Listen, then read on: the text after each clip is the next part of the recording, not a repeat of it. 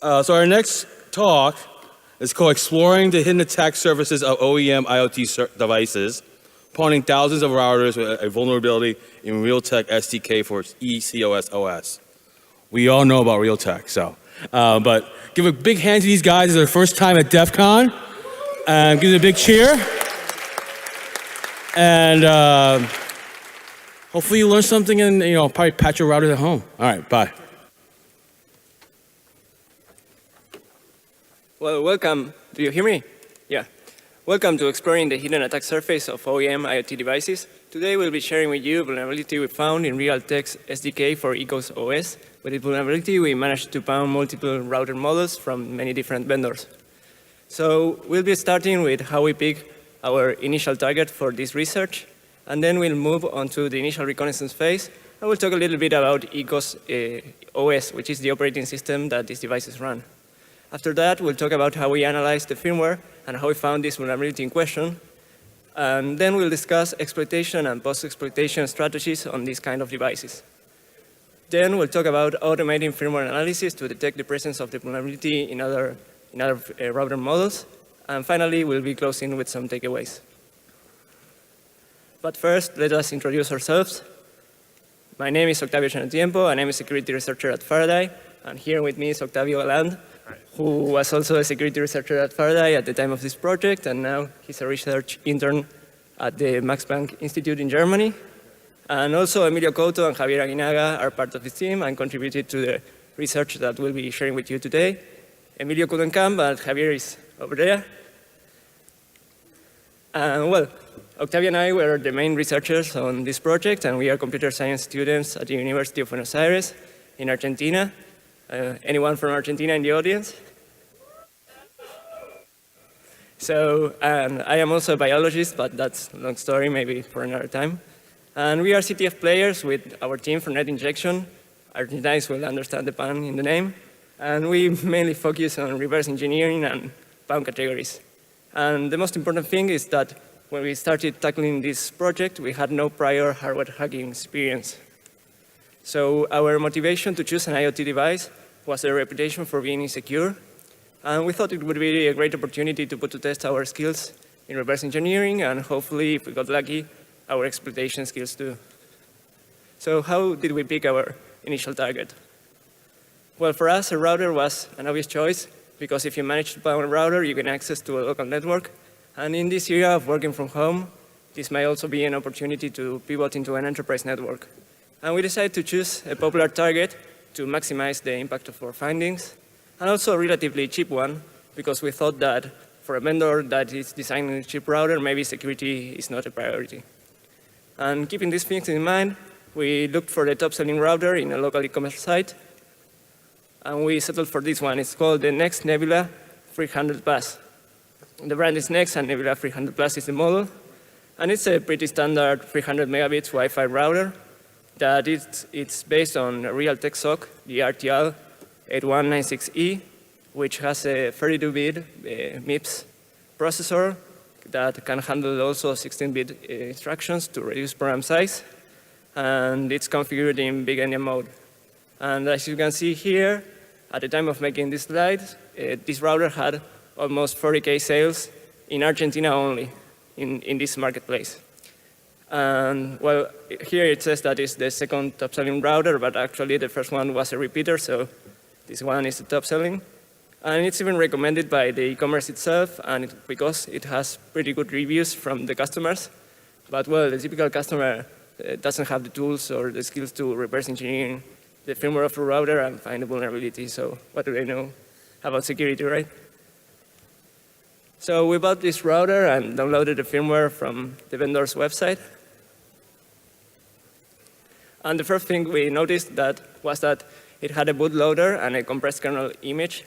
We ran that through Beanwalk, and we managed to decompress this kernel image, but we couldn't guess the loading address to start the reverse engineering process. So we decided to crack open the device to hook to the UART interface, but there weren't pins on the board or place to solder them. So, but luckily, this SoC from Realtek, the RTL 8196E, has UART capabilities and has some pins assigned to UART. So since we were working from home and on a budget, we designed this little contraption with the cork because Argentina. And if you don't know, wine is very good in Argentina. And 2 thin wires, and this device hovered just over the sock, barely touching the pins. And with that, we managed to get our first UART output from this device. And luckily for us, it had a lot of addresses printed on the screen. And among them, there was this start address, which is the address of the first function that gets called within the kernel code. And with that, we guessed the loading address, and we could start our reverse engineering process. So the first thing we noticed was that this giant binary, which is the kernel image, is composed of software from many different origins. It has a real-time operating system called ECOS, a libc implementation, a web server called Go-Ahead, and a lot of custom code, mainly written by the vendor, but it also has code from other sources. So let's talk a little bit about ECOS. This is an open source real-time operating system. It's POSIX compatible, and it's designed to be lightweight and customizable. The idea is that the developer can choose which modules and packages of the kernel to include in the build process, and to bundle that up with their code to achieve a tailored solution that can run on an embedded device that has limited hardware specs. So another key characteristic to achieve this lightweightness is that ECOS has only a single process, but to be able to achieve concurrency, this process can spawn multiple threads. And these threads can access the whole memory space. There is no virtual memory, there are no privileges, and every time a thread crashes, an exception handler gets called. And for this device that we were looking at, this exception handler just reboots the device. So once we knew the approximate composition of this image, we started reverse engineering the custom functionalities of this router. So, since many parts of the software stack were open source, that was good news. We had, well, the operating system, the libc, everything was open source. We wanted to build those components ourselves with the bug symbols enabled, and then apply those generate function signatures and apply them to the binary we already had, so that the reversing process will be easier. Unfortunately, the vendor did not provide a release for this device, so we couldn't download a zip package and run make on it and have it work. So we looked for the compiler being used within the firmware image. There was a string indicating the version, of course, and we tried to use that to build the firmware with the bug symbols, but we couldn't, without the exact build configurations, such as the compiler options, optimizations enabled, and so on, we couldn't generate matching function signatures. In the slide, there's a footnote with how that approach would look like had it been possible. So we had to do without function signatures. However, as I just said, we had the code for the operating system, the web server, which was Go-Ahead. The libc was usilibc. All of this is open source. And there were many parts which were not actually open source, but it was the code was leaked online, so that helped a little bit with the reversing process. So we basically went about the reversing process as usual, basically, but reading the source code as reference. And now that we had the source code and we had the code on the device, and we noticed that there were a few functionalities in the device which were not available in the upstream code. One of these functionalities was a shell that was exposed through UART and telnet. Since this device runs ECOS, it's not a Linux shell. It doesn't have many things that one will expect from a shell, but it basically allows us to inspect the configuration of the device, inspect the threads, the networking options, and so on. And it also provided us with a great starting point for the reversing process, because we could just look up within the image strings relating to those commands and work our understanding of the device from there. One of those commands, or rather a group of these commands, were particularly interesting because they allowed us to read and write memory. And this sounds pretty basic, but this was a very low-level primitive. Like it was a command on which you could just plug an address, and it will try to read from that address or write to it without any checks. So we could use that to like modify the code that was running on the device, or we could make it crash if we try to access an invalid address. And this will be very useful throughout the talk. So when we moved on to trying to inspect the threads running on the device, we also noticed that this is kind of a design decision by Ecos. Basically, every functionality resides on its own thread. As Octavio said before, we only have one process, so we cannot have multiple processes or services. Everything has its own thread. And this is really interesting because, as you can see, for instance, the DHCP server is a thread just as privileged as the network support thread, which implements all the network stack. So basically, everything lives together in the same space, and there are no privileges whatsoever. And in order to communicate among themselves, these threads can basically exchange messages among themselves. The messages being just C strings. And well, there are a few API calls that any thread can make using an ID and the message that they want to exchange. And on the slide, you can see an example for instance, when the reset button is pressed for long enough, a message gets sent to a thread which restores the factory settings. And one last thing that we tried to do during the initial reversing stage was to debug the firmware, because that would have been really useful when trying to build up knowledge about how this thing worked. But unluckily, there were no JTAG interface on the board. But when we looked at the SOX documentation, we noticed that there were a few pins that had provided JTAG functionality, but they were used for GPIO on this specific device. They had the two functions. And when we tried to switch them over to JTAG mode, the device crashed. So we had to do without JTAG, which was somewhat hard. Now, this is what happens when the device crashes. We get a dump indicating which thread caused the crash, the type, like the reason for the crash or the exception, and a dump of all the states, the contents of all the registers, a stack trace, and also, we didn't include it here, but there's also like the contents of the top of the stack. So even though we cannot debug the firmware properly using JTAG and attach to it via GDB or anything, if you think about it, getting such a dump is kind of the functionality that one will expect from a debugger when the execution hits a breakpoint. Right? When you use a debugger and you hit the breakpoint, you usually can inspect the state of the program and the processor. And well, a real debugger will also allow you to modify those values and resume execution. That was not possible in this case, but it was good enough. And more importantly, it was the only thing we had. So in order to set these breakpoints of sorts, what we did was we overrode the desired address where we wanted the execution to stop with an invalid address, an invalid instruction. And when the execution hit that address, the thing will crash, we will get a dump, and then after a reboot, we revert it back to a clean firmware, so we could use that as a sort of rudimentary debugging mechanism. And well, with that out of the way, we were able to build an initial understanding and moving on to trying to find a vulnerability. So during this reversing effort, we identified a lot of libc functions. Remember that we had to do this manually. And as you might know, many of these functions are dangerous or potentially dangerous.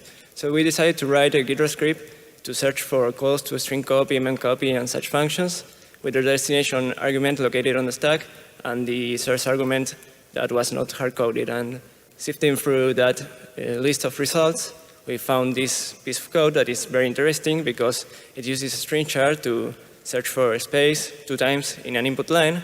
And then, as you can see, it uses string copy to copy from there onwards to the stack without checking its size. So this is a classic stack buffer overflow, as you might see on SCTF. But before we can understand what this function does in the context of the router, we first must talk about voice over IP and SIP and SDP protocols. So every time a voice over IP call is made, first a session must be established using the SIP protocol, and alongside this, the session description protocol, or SDP, is used to negotiate network metrics and media types that will be used when the actual call takes place over another protocol such as RTP.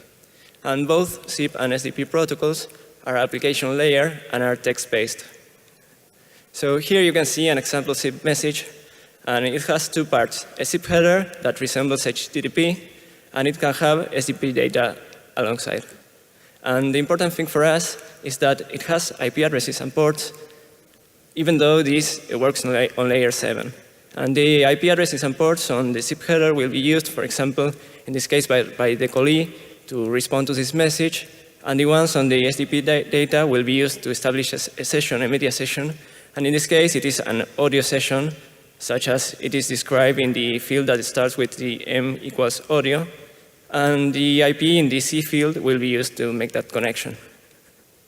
So what happens when a device like this is in a local network behind the router that does network address translation? Well, these IP addresses and ports in the SIP message will be local ones. And as this message traverses through the router has to change them to the external one IP address of the router and an external port to ensure that the callee can respond. When this fails, the call might not ring, or one of the ends might not have audio in this case, for example. So here you can see the same message before and after this functionality rewrites it. And this functionality is called SIP ALG, or Application Layer Gateway. So now we can go back to the vulnerable code and understand it better. The code starts reading lines from the SDP part of this message, and it will use scanf to try to match the media description field. And from there, it will try to extract the port in an attempt to rebuild this media field and replace this with an external port. It will search for the two spaces, and then it will copy the rest of the information that includes the protocol and the format to the stack. So this function that is part of the SIP ALG feature of the router and rewrites SDP data in SIP messages has stack buffer overflow. And the router should crash if we send a message that has, for example, a lot of phase after the media port in this media description field. And since the functionality has to rewrite both incoming and outgoing packets, we might crash the router with an incoming packet too. So we sent an UDP packet crafted like this with a lot of phase as the report to a random port on the router and using the router's one IP address, the external IP. And when we looked at the UART interface, we saw that the router had crashed with a lot of phase on the stack and with control of the program counter. So this means that no open ports are required to trigger this vulnerability and that it can be triggered from one. And more importantly, this is a hidden attack surface because there's no place on the documentation of this router that mentioned that it has this SIP ALG functionality. And it can be disabled via the router's web interface. We found that it can only be disabled via the command line that is available through Telnet and UART, but there's no way to persist such a configuration. And every time the router resets, it will become vulnerable again. And also, port scanning wouldn't have revealed the presence of this feature. So once we knew that the router had this hidden attack surface and that it was triggerable through one, we decided to try to exploit it. Okay, so the upside of trying to write an exploit for an ECOS device was that at least on this particular device, there was no ASLR nor any kind of prevention from executing a writable memory or the other way around. And well, that implied that all the addresses were deterministic. For instance, we knew where our shellcode would land, like everything we sent on the packet will arrive at a specific address. So we could just go with the usual approach that will be familiar to a lot of people of just writing shellcode on the stack and then using the overflow to overwrite the return address to make it point to our shellcode. The two caveats are that the shellcode cannot contain null bytes because it will be copied over using a string copy, and that in this architecture we have two separate caches, one for data and one for instructions. So we cannot write self-modifying code, which was our first approach to try to avoid using null bytes. So we can't do that because that leads to cache coherency issues. So what we do is we send an otherwise completely normal packet, only that after the audio port, well, we include some padding or shellcode, and as you expect, the address of where the shellcode will land.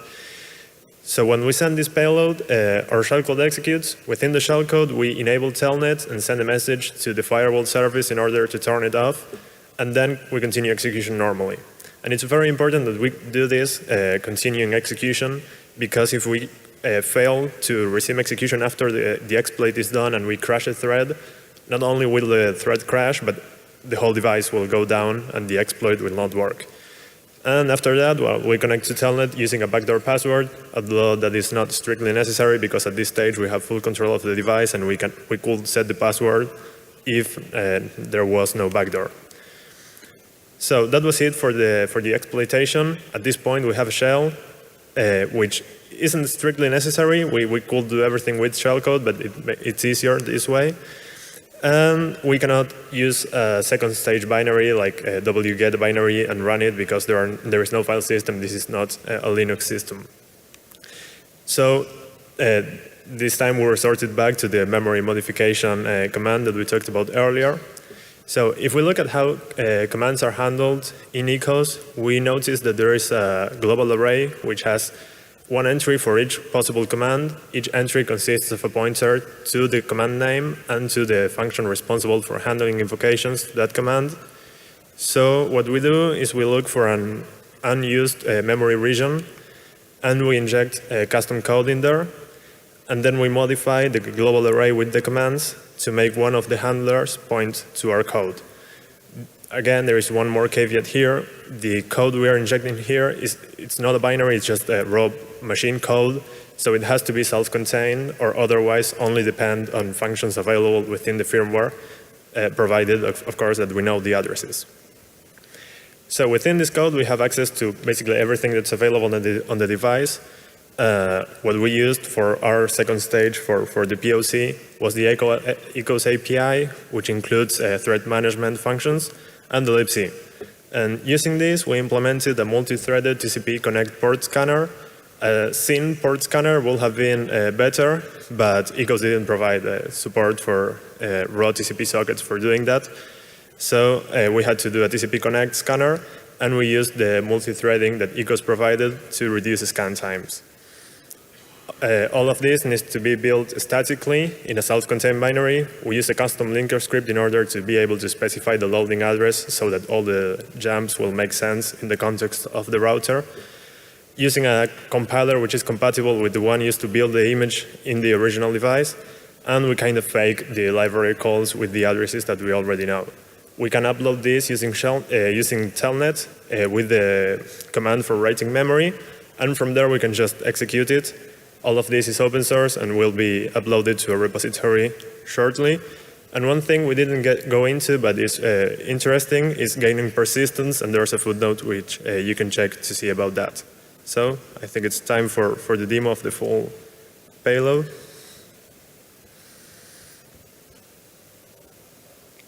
So as you can see, we start by entering to the admin panel of the router. Here is the one IP address. And if we go to the administration part, we can check that telnet is not enabled by default. However, we can try to use telnet, but obviously it will fail.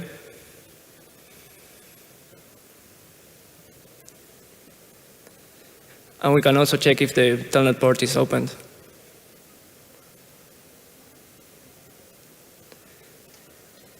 But it's not. So now we run our exploit that will begin by building the second stage, and then we'll send the zip message to enable telnet. Now the telnet port is opened on the device, and we can use this shell to upload the second stage.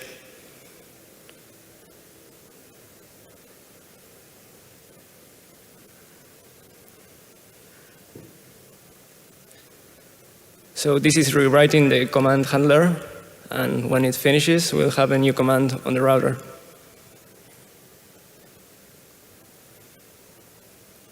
And as Octavio said before, this command is a port scanner, so we can use it to scan the router itself. that now has telnet enabled also alongside this interface, this web interface. And we can choose another device on the network and scan it with Nmap as a ground truth. So this device has some open ports, and we can replicate this scan using the router this time.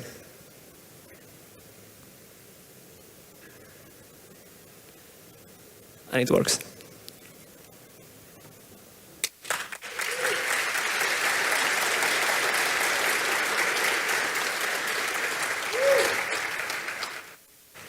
So once we managed to pound this router model, we decided to try to pound other models, but using this same vulnerability.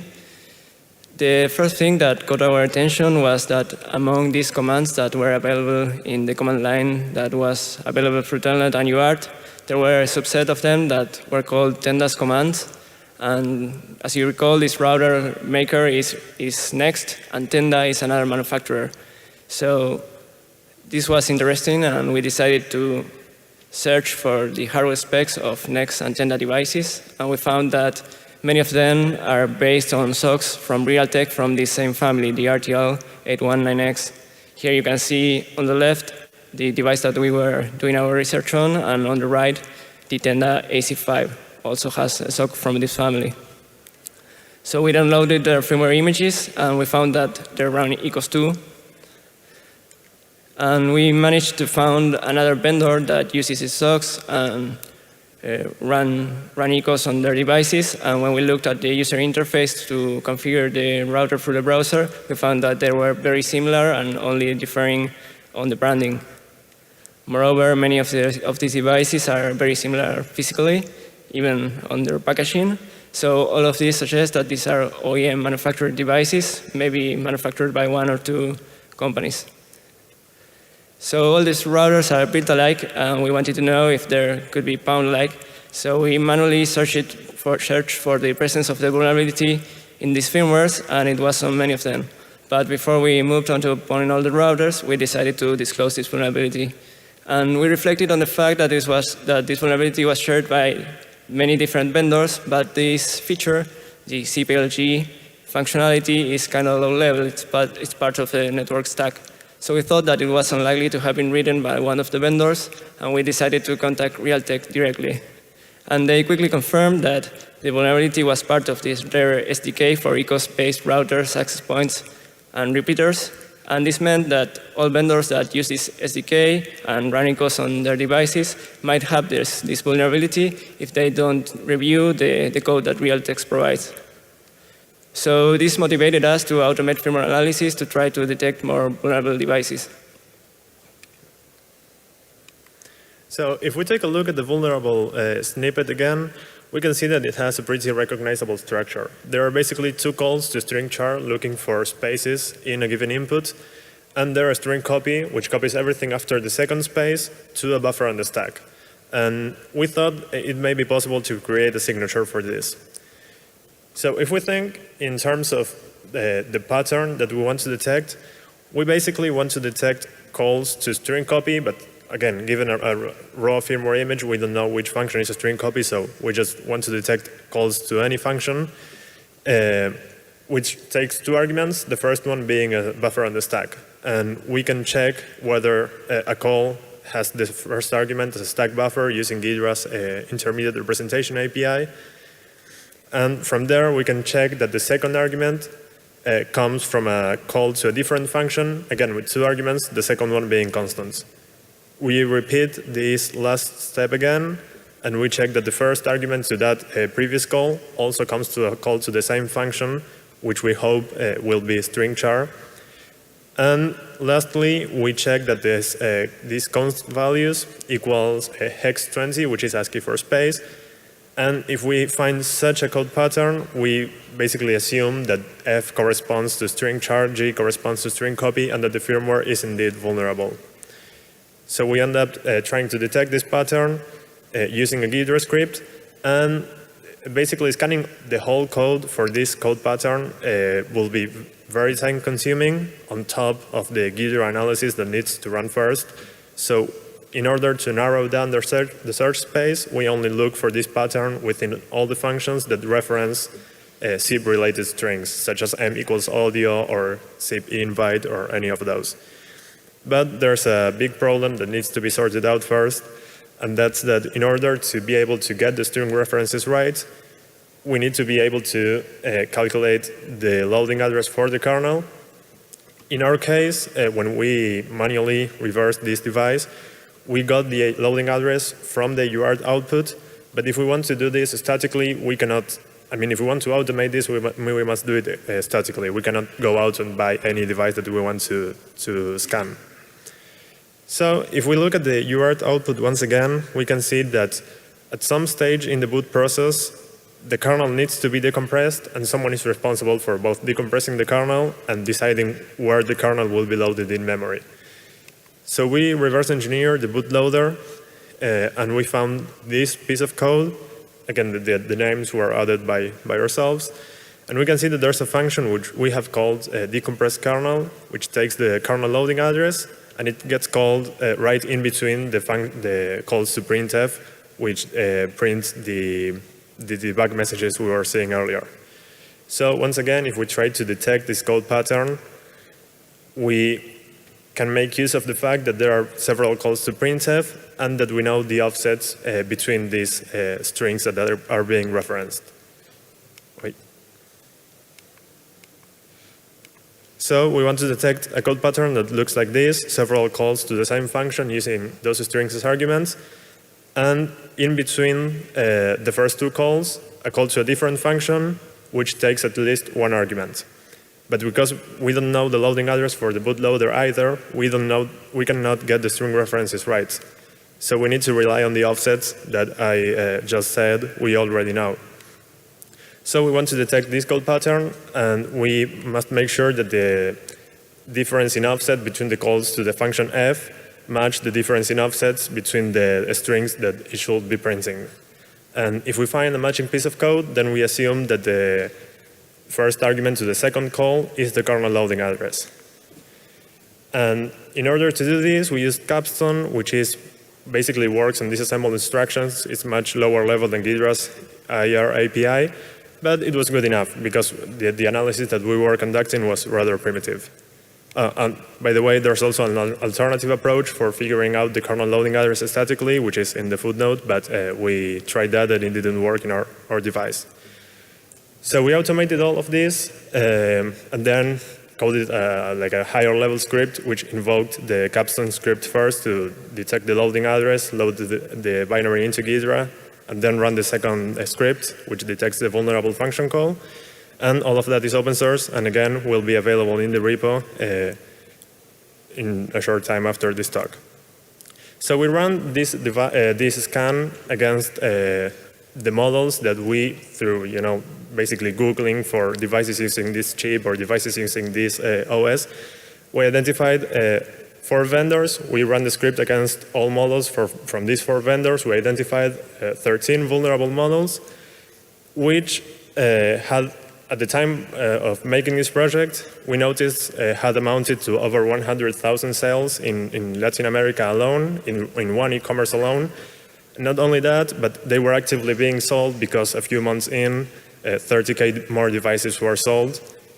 But then the guys at Faraday, with the help of Daniel Delfino and Fedeka, who's here in the audience, basically figured out a way to detect more potentially vulnerable devices, provided that these devices expose the HTTP interface through one.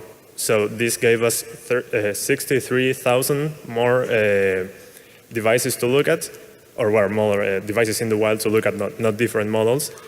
But again, these are only the devices that are exporting the HTTP interface through one, which is a much lower bound.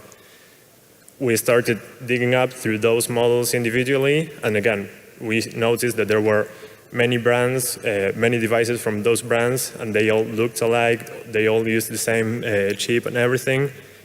More so, they physically resembled one another.